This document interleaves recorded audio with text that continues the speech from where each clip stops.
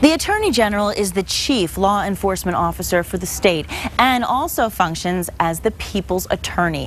As the guardian of public interest, the Attorney General serves as a consumer advocate to educate, empower, and protect us against fraud and scams. And New Mexico's top cop, Attorney General Gary King, joins us this morning. Good morning. Good morning. It's nice to be here today. It's great to have you. Such an important topic, and as you just told me offline, basically, this is something that's going on just beyond even our own imaginations right now. So many scams. I mean, I want to talk first about some of the scams that your office is investigating right now. Well, you know, we have a variety of kinds. One, because the economy is bad, we have scams that are related to job offers. People are, you know, will put job offers on the internet and then ask you to give them a fee up front to help you look for a job, or maybe they'll have a website that looks like, you know, for some company that you've heard is hiring or something like that. And so, you know, we want people to be aware that if you get contacted by somebody and they start asking you for personal information, if they ask you for money up front, all of those kinds of things, those are the kinds of things that, you know, will indicate some sort of those kinds of scams. So these are the things we need to look out for. Can you break down for us just a bit of how scams will play out, and then tell us some of the ways that we can avoid being scammed, like the job scams you're referring to? Well, one of the things that I always tell everybody is that this is easy to remember, if you get a letter in the mail that says you won the lottery and you didn't buy a lottery ticket, and don't send the money.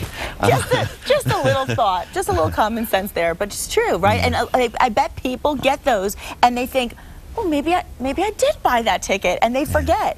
Well, people are in tough economic times, and so, you know, free money, you know, who couldn't use some money? You know, one of the regular scams is what we call the Nigerian scam, but the one that says, you know, I have money in Nigeria, or I've seen it in England, or anyway, it doesn't have to be in Nigeria, and if you'll, you know, help me get this money out of there, then I'll share it with you, and then if you answer that at all, I mean, if you answer those kind of emails, they know that you're interested, and so then they'll say, okay, well, you know, I just need $100 to get this going, or something like that. And if you send them 100, then they'll say, well, now I need 1,000, and so, you know, they suck you in. And so the way to avoid it is basically just ignore it? I mean, is that what you would recommend? As a matter of fact, the best thing to do is just to delete those emails if you get those emails, because if you answer them at all, sometimes they'll say, you know, respond to this if you don't want to get these emails anymore, some of the schemes. But if you respond, they know that you read the email and they look. So as annoying as they are, it's better to just, you know, delete those emails. Good advice. What about mortgage scams?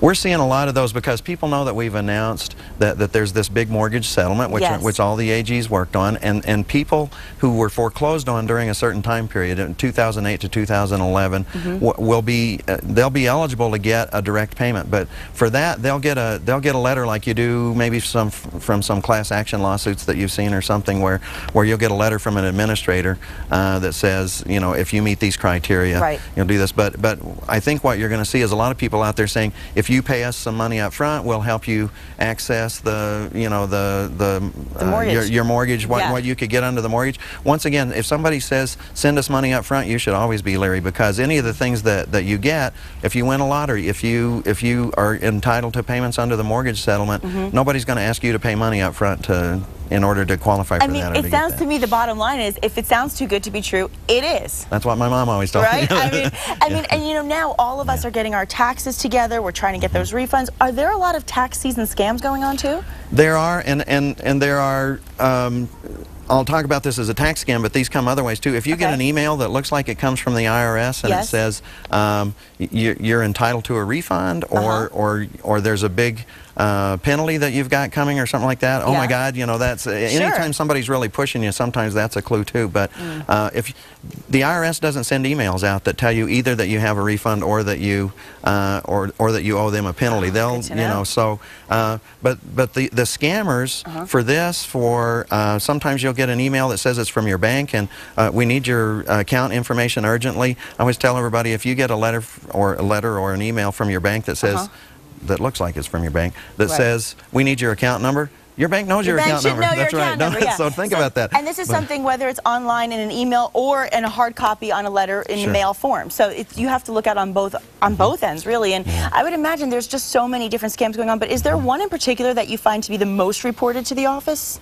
You know, we're seeing a lot of scams that involve counterfeit checks, and so if you get something in the mail, whether it's for a lottery or maybe you're advertising you're going to sell some furniture on eBay or say Craigslist or something, people will say, "Oh, I'm going to send you a certified check, and it's for $3,000. So keep $500 for your furniture or whatever, and then send us the other $2,500 back, wire it to this location." Once again, I mean, but the checks look like the real deal, and a lot of times even the bank tellers can't tell them, and I've seen letters that say, you know, deposit this in your bank account, wait 2 or 3 days and make sure that it clears, but the problem is these checks are such good forgeries that you won't know that it's a bogus check until it gets all the way to the bank at the end. How do we figure it out? Well, once again, I mean, it's kind of the deal. If somebody sends you money or a check or something in the mail and they ask you to wire money back, that's always a sign to me. I mean, because once you've wired the money, it goes to an offshore account somewhere or something like that, and it's really hard for us to get it back. Okay, well, that makes a lot of sense. And in addition to the popular scams, have you heard any really weird scams? There's got to be something that just stood out to you. You know, I don't know exactly weird, but I got this one. It was a Nigerian scam, but it was after Yasser Arafat died, and so it was an email ostensibly to me from Yasser Arafat's wife. Oh, that's a giveaway. A dead giveaway, right?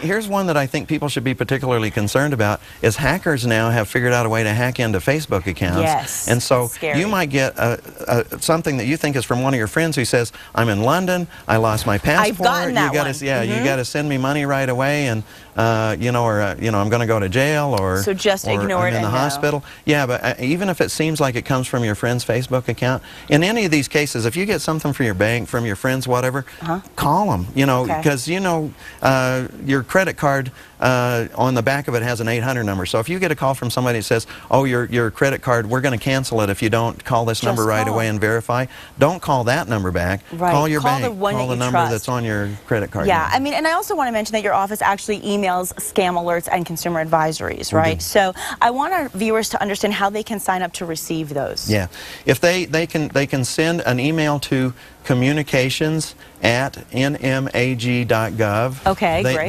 They can go look at our website, which is just the www.nmag.gov. So NMAG, New Mexico Attorney General.gov. It's really easy to remember, and so that site is really easy. It's got a little box that's kind of like a Google search box at the front. If you type in scams, it'll take you to information on that.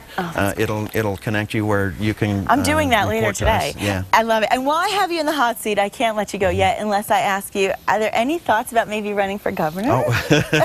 Well, I tell people I'm term limited as the Attorney General. I love being the Attorney General. I probably would run for that again if I could, but I can't. I've got 3 years left, but I'm actually really looking hard at the governor's seat. Everybody knows my dad was there, and it's something that's interesting to me, and I love serving New Mexico. So I'm looking really hard at it. Well, we love hearing that. You've got a wonderful support system right here in New Mexico style. So we want to break the news when it happens. Well, I'll make sure I let you know, but you know, just be careful and be on the lookout out there, because we want people to be safe. We want people to be safe first and foremost. Great information. Yes, thank you so much for joining us today.